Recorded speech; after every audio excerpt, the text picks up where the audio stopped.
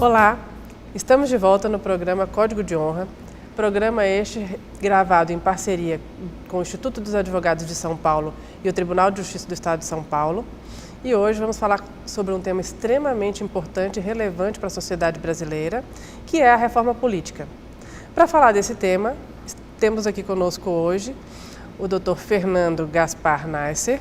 Bom dia, como vai o senhor? Tudo bem? Bom dia, Fabiana, tudo ótimo. Tudo bom. Ele que é mestre e doutor em Direito pela USP de São Paulo, também é presidente da Comissão Permanente de Estudos de Direito Político e Eleitoral e Direito das Relações Institucionais do Instituto dos Advogados de São Paulo, além de ser coordenador adjunto da Academia Brasileira de Direito Eleitoral e Político, ABRADEP. Vamos falar então sobre a reforma política. O que é a reforma política e o que se fala há tantos anos sobre ela? Fabiana, discutir a reforma política é discutir as regras pelas quais a gente elege os nossos representantes e como essas eleições acontecem. Quem custeia essas eleições, o que pode ser feito no período eleitoral, quanto tempo dura esse período eleitoral, quem pode disputar as eleições. Então, é um debate sobre o nosso próprio sistema democrático. Esse debate ele acontece com muita frequência no Brasil. A gente sabe, eu costumo brincar, que no Brasil, em anos pares, nós temos grandes eventos esportivos, Olimpíadas e Copa, e nos anos ímpares, debate sobre a reforma política. Tá. Já é assim há muitos anos. Pode parecer até uma jabuticaba brasileira, algo propriamente nosso, mas praticamente todos os países do mundo, os países democráticos, de tempos em tempos discutem uma revisão das suas regras. E isso é natural, isso é saudável para uma democracia, na medida em que não existe um sistema eleitoral perfeito. Portanto, sempre há mudanças que podem ser feitas para, num determinado momento histórico, aprimorar e atender às demandas daquele país naquele momento. E o Brasil precisa de uma reforma política? O Brasil sempre precisa de uma reforma política. Nessa mesma lógica, que não existia um sistema, um modelo perfeito, sempre há algo a melhorar. O que nós não podemos acreditar é que a reforma política é a solução de todos os nossos problemas. A gente não pode apostar na reforma política, por exemplo, como a solução do problema da corrupção. A reforma política não serve para resolver o problema da corrupção. Ela serve para tornar eleitores mais próximos dos eleitos, ela serve, por exemplo, para garantir um Congresso que seja mais representativo, para baratear, eventualmente, os custos da política, para organizar melhor quem paga. Ela pode até ter um reflexo, uma maior transparência no processo eleitoral, nas regras de financiamento, acabam ajudando um pouco no combate à corrupção, mas não é o objetivo primordial da reforma. Então nós precisamos, a gente só não pode jogar todas as nossas fichas, como dizem, a reforma política não é a mãe de todas as reformas. E o que a gente pode esperar de uma reforma política se quem vai votar essa reforma política são os próprios candidatos que poderiam ser prejudicados com essa reforma política? Esse eu acho que é o grande problema do Brasil. Esse imediatismo que nós temos. A gente sempre percebe, até quem acompanha pela imprensa, que o Congresso Nacional acelera o passo da discussão da reforma, sempre no mês de setembro do ano ímpar, porque a Constituição Federal, no artigo 16, prevê o princípio da anualidade da regra eleitoral. Então, até início de outubro, é preciso que as regras que vão viger para o próximo ano estejam aprovadas. Isso é um problema, porque os parlamentares, eles são seres humanos e é impossível, seria inocente de nossa parte imaginar que eles vão tirar o horizonte deles de vista. Por isso que toda reforma política de sucesso, feita em outros países, em outras democracias do mundo, foi feita pensando num futuro, pensando no médio e longo prazo. Não se faz uma reforma para dali um ano, se faz uma reforma para dali a 10 anos, 15 anos, até 20 anos. A ideia com isso é você conseguir tirar da preocupação daquele deputado, daquele senador, o seu amanhã. E com isso ele conseguir pensar efetivamente nas melhores regras para o sistema eleitoral. Enquanto a gente mantiver essa prática de estar no ano ímpar discutindo a regra da eleição do ano seguinte, nada vai mudar. Então nós não podemos esperar um resultado de curto prazo, ainda que se tenha a reforma política. Ainda que tenhamos uma reforma política, ainda que haja alguma pressão da sociedade civil, uma reforma imediatista ela sempre vai ser limitada e ela sempre vai trazer ali no meio pequenas alterações que de alguma forma beneficiam quem está no poder. A gente nunca pode esquecer, Fabiana, que a democracia é um jogo de rodadas, que tem vencedores e perdedores. E quem define as regras da próxima rodada é quem ganhou o jogo da rodada passada. Então, ou a gente diz que a mudança da regra vai valer dali a 4, 5, 6 rodadas, e com isso talvez aquele jogador fale, eu nem vou estar aqui, então deixa eu fazer uma regra melhor, ou a gente vai seguir nesse passo de mudanças cosméticas que pouco melhoram para a população. E eu posso dizer que se o legislativo não agir, o judiciário pode intervir nessa situação? Eu tenho muito receio da intervenção do Poder Judiciário em temas eminentemente políticos. Na verdade, nós vivemos, penso eu, no Brasil há alguns anos, uma fase de um ativismo judicial por vezes exagerado. Acho que há hipóteses, claro, em que é possível deduzir do próprio texto constitucional uma interpretação mais adequada e aí cabe ao judiciário resolver. Mas todas as mudanças recentes levadas a cabo pelo Poder Judiciário, seja o STF, seja o TSE, em temas relacionados a direito político, trouxeram mais prejuízos do que benefícios.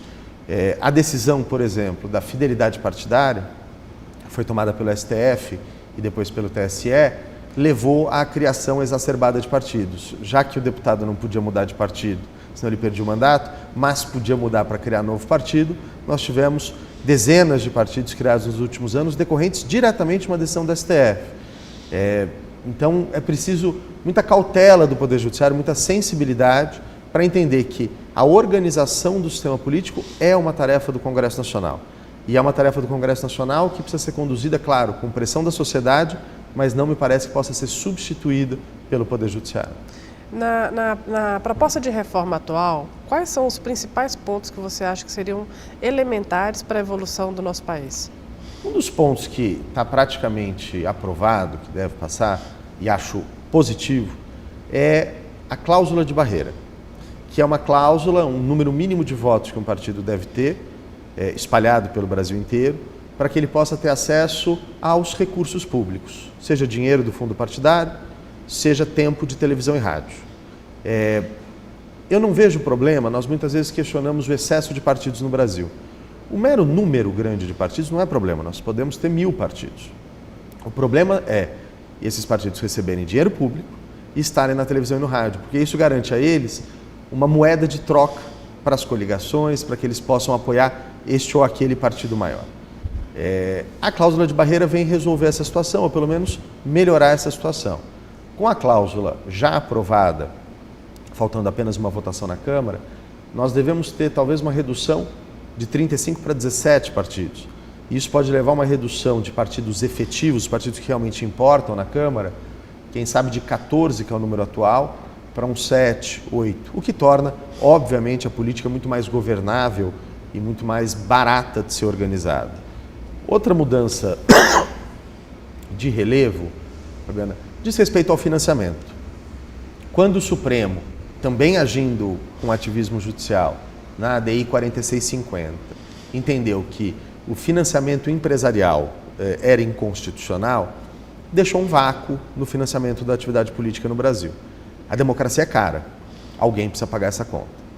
Se nós não temos o hábito de doações de pequeno valor, de pessoas físicas, como a gente vê, por exemplo, nos Estados Unidos, essa conta ela precisa fechar, sob pena de que dinheiro ilícito entre para fechar esse buraco. E me parece natural que o dinheiro público seja canalizado para a democracia. Nós temos uma série de missões do Estado: cuidar da educação, cuidar da saúde, cuidar da infraestrutura e cuidar da nossa democracia. O grande problema é como esse dinheiro se divide, qual a transparência do seu gasto. Eu tenho menor preocupação com o volume de dinheiro público empregado do que com a forma como ele é usado. Então, o Congresso está deliberando um aumento do financiamento público. Há uma crítica muito grande da sociedade, até pelo momento econômico que o Brasil vive. Eu compreendo a crítica, mas entendo necessária uma medida que volte a dar sustentabilidade às campanhas eleitorais, mas é preciso que isso venha acompanhado de uma mudança na fiscalização. E aí sim, me parece que há espaço para o Judiciário, especialmente para o Tribunal Superior Eleitoral, com o seu poder regulamentar previsto em lei, previsto no Código Eleitoral, para dar uma maior transparência e controle ao gasto desse dinheiro público. Me fala um pouco sobre o sistema distrital misto, que é o que muito tem se falado agora na mídia. A gente discute muito mudanças eventuais do nosso sistema eleitoral. O que é sistema eleitoral? É a fórmula pela qual a vontade das pessoas se transforma em deputados sentados no parlamento. Quer dizer, como é que eu transformo a opinião política das pessoas, o voto dado pelas pessoas, em um deputado ou deputada ali sentados no parlamento? Há uma série de opções no mercado das ideias. Uma delas, talvez, das que tem ganhado muito apoio na sociedade, é o chamado sistema distrital misto, que é o sistema alemão, pelo qual você tenta aproveitar o lado bom de dois sistemas diferentes. O sistema distrital, que é o sistema majoritário norte-americano, britânico, que ele barateia campanhas, ele aproxima eleitores de eleitos, e o sistema proporcional, que é o nosso sistema, é o sistema da Espanha, por exemplo, da Itália, de Portugal, que é um sistema que tem a grande vantagem de representar melhor a sociedade, de espelhar melhor a sociedade. Ele permite uma inclusão maior das minorias no parlamento, o que é muito positivo. O grande problema do sistema distrital misto, Benan, é que se ele soma, de um lado, as qualidades, ele também soma os defeitos. Então, um sistema distrital misto, ele é caro como um sistema proporcional, porque eu tenho uma eleição proporcional acontecendo em paralelo, além de eleições distritais. Então, ele não é mais barato do que o nosso sistema, é uma grande ilusão que se tem. E ele cria metade do parlamento, vamos dizer, do que a gente costuma chamar de vereadores federais, que são aqueles deputados cujo único interesse, única preocupação é permanecer sendo vencedores nos seus distritos, com interesses muitas vezes estritamente locais, sem uma preocupação de fundo com os programas nacionais. E há um problema técnico.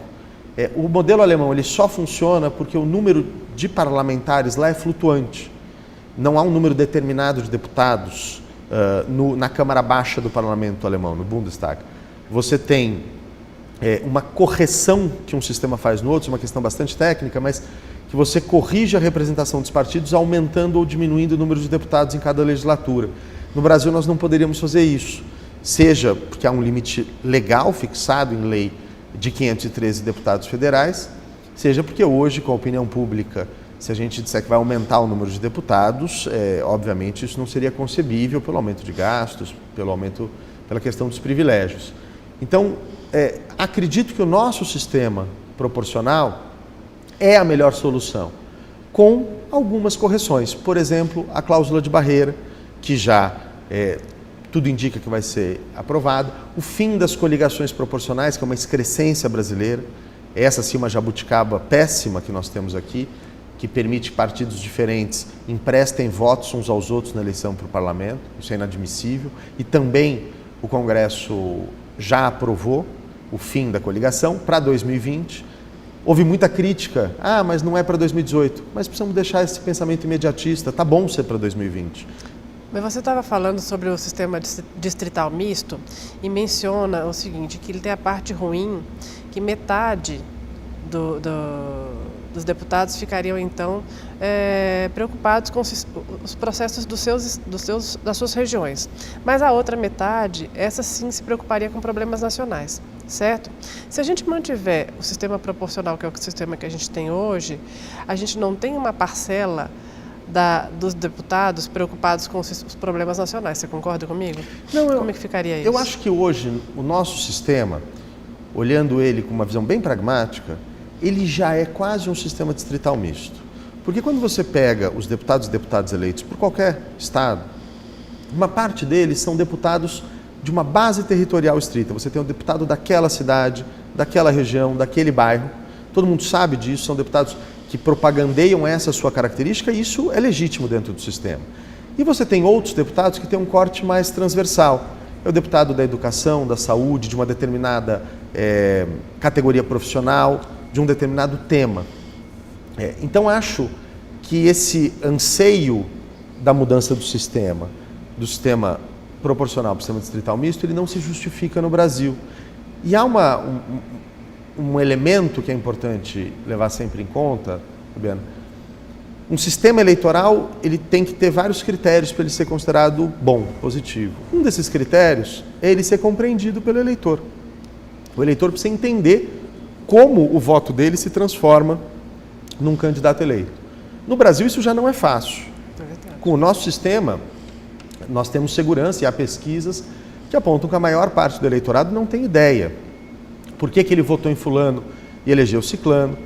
Isso melhora com o fim das coligações proporcionais, evita que eu vote no candidato do partido A e eleja o candidato do partido B, mas o sistema distrital misto é muito mais complexo. Uma pesquisa recente, publicada na revista Der Spiegel, na Alemanha, agora às vésperas da eleição, mostra que 82% do eleitorado da Alemanha não entende o seu próprio sistema eleitoral. E é, em tese, um eleitorado com um grau de formação educacional maior do que o eleitorado brasileiro. Então, adotar um sistema tão mais complexo que o nosso não me parece que poderia ajudar a melhorar a nossa democracia. Mas você acha...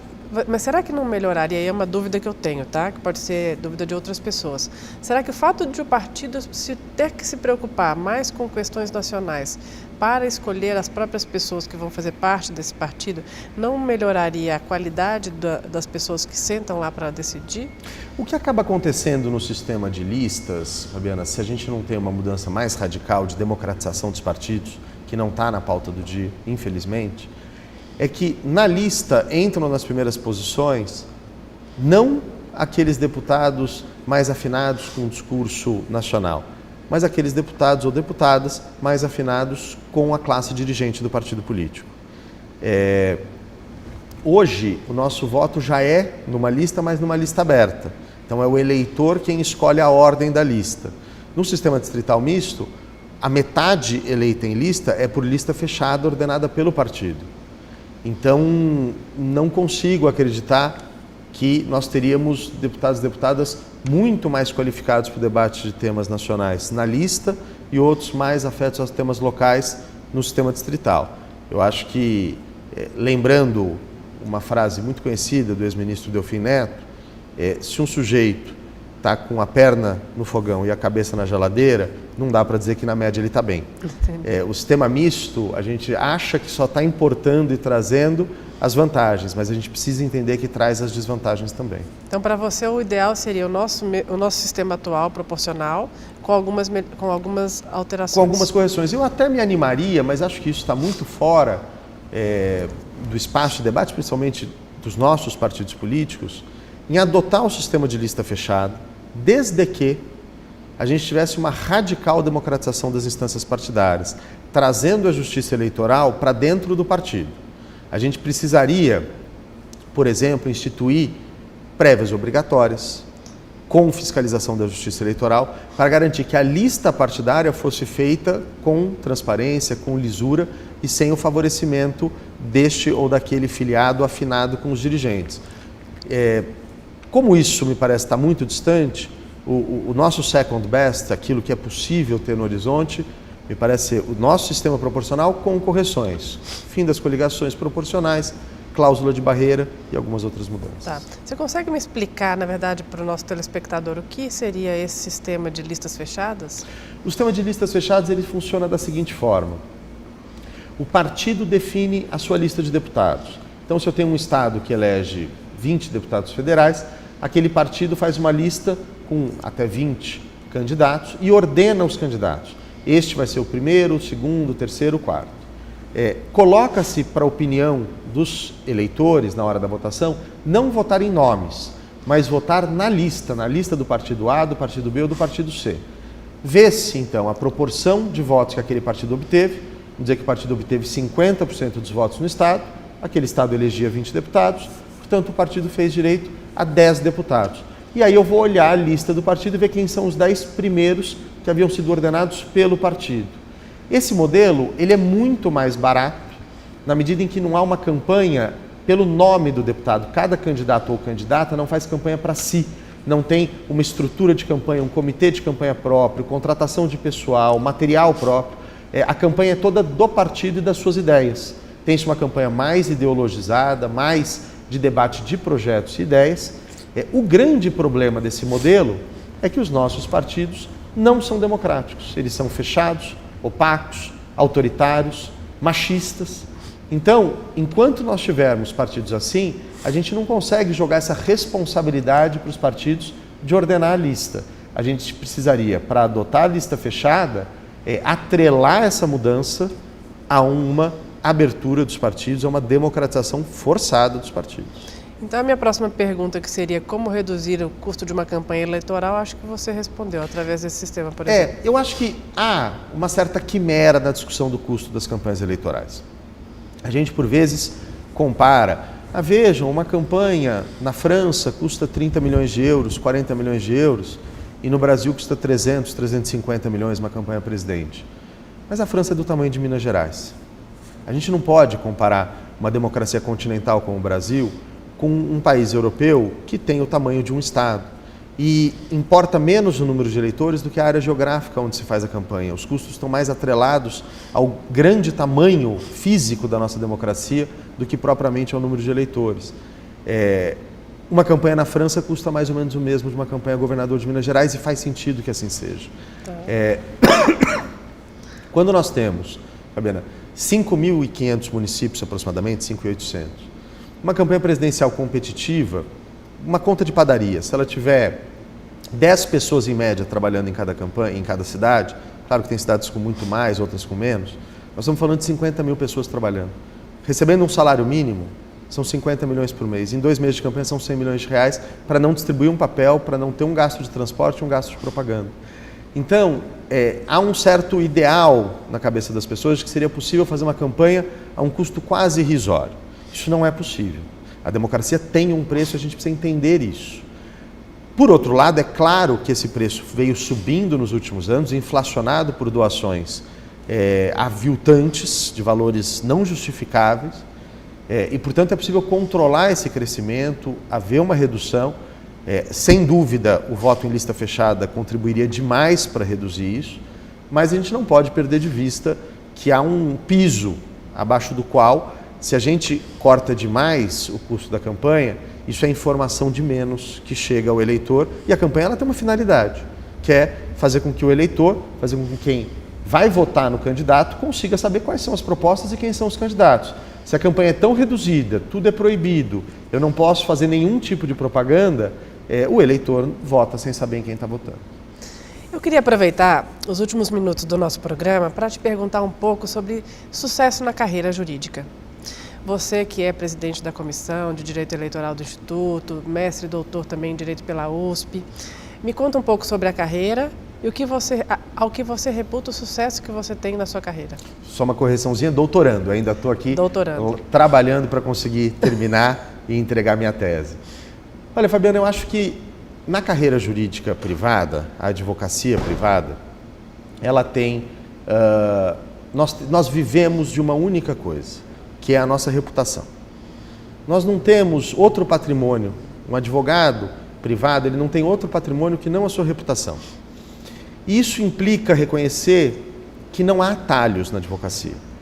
A advocacia é um trabalho de formiguinha, é um trabalho diário de se fazer reconhecido pela qualidade do seu trabalho. Todos os colegas, advogados e advogadas, que tentam buscar atalhos, por vezes têm um sucesso mais rápido. Mas esse sucesso é efêmero, esse sucesso ele acaba sendo derrubado no futuro quando se descobre aquilo que foi feito. Então, se eu pudesse dizer e pudesse recomendar a quem nos assiste qual é o melhor caminho, eu diria que é estudo, é trabalho e muita consciência de que não há atalho na advocacia. Temos que fazer sempre tudo na legalidade, especialmente quem escolhe atuar numa área que anda tão próximo da navalha do lícito e ilícito, quanto é o direito eleitoral por essa relação com o mundo da política, quanto é o direito criminal. Nós precisamos ter muita segurança do campo onde nós atuamos. Nós não somos os nossos clientes, nós somos advogados, nós somos essenciais para a administração da justiça, assim previsto na Constituição Federal, mas nós somos agentes, em última instância, da justiça. E, portanto, nós temos que atuar sempre na legalidade. Se você pudesse falar para um estudante de direito hoje que pensa em fazer seguir a carreira do direito eleitoral, o que você diz em termos de como é a sua vida fazendo isto? Olha, a vida do direito eleitoral, ela é uma montanha-russa, porque como nós temos eleições a cada 2 anos, um semestre eleitoral a cada 2 anos, nos anos pares, a gente precisa entender que é um mergulho full-time, 24/7 no trabalho. Então, você tem o atendimento do cliente no direito eleitoral, ele é um atendimento que aperta demais a partir de maio, junho do ano eleitoral, até dezembro, com a apresentação das prestações de contas, no começo do ano seguinte, com os processos de cassação ligados às eleições, mas ele é um trabalho extremamente gratificante. Quem gosta de política e de direito encontra no direito eleitoral esse meio termo saudável, agradável de trabalhar. E uma recomendação que faço é a gente entender que os clientes são os clientes e nós temos a nossa vida pessoal, as nossas ideias, as nossas opções ideológicas. O advogado ele pode optar, claro, por só trabalhar para um tipo de cliente, para um tipo de partido, mas a advocacia eleitoral é maior do que isso. O cliente, seja do partido A, B ou C, merece sempre a mesma atenção e o mesmo grau de dedicação. Eu lhe agradeço muito a participação no nosso programa Código de Honra, em nome do Instituto dos Advogados de São Paulo e do Tribunal de Justiça do Estado de São Paulo. E conto com você em novas entrevistas. Muito obrigada. Eu quem agradeço, Fabiana. Sempre um prazer e uma honra atender esse convite. Agradeço novamente e nós encerramos aqui o programa Código de Honra de hoje.